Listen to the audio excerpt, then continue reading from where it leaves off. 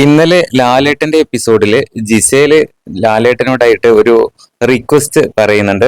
എനിക്ക് ചായ കിട്ടുന്നില്ല രാവിലെ, അതാണ് എന്റെ പ്രോബ്ലം.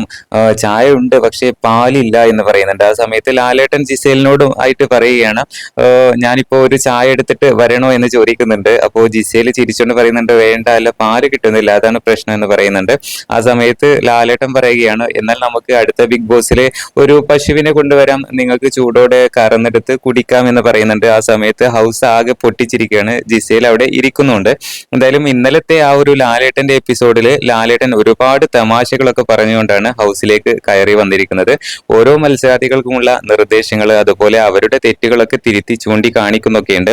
എന്തായാലും ജിസേൽ ചോദിച്ചതിന് ലാലേട്ടൻ പറഞ്ഞിരിക്കുന്ന കാര്യങ്ങളാണ്. ഇപ്പോൾ ഹൗസിൽ ആകെ പൊട്ടിച്ചിരിയായിരുന്നു. ജിസേലിന്റെ ചോദ്യവും അതിന് അനുസരിച്ച് ലാലേട്ടൻ കൊടുത്ത മറുപടിയുമാണ് എന്തായാലും രസകരമായിരിക്കുന്നത്.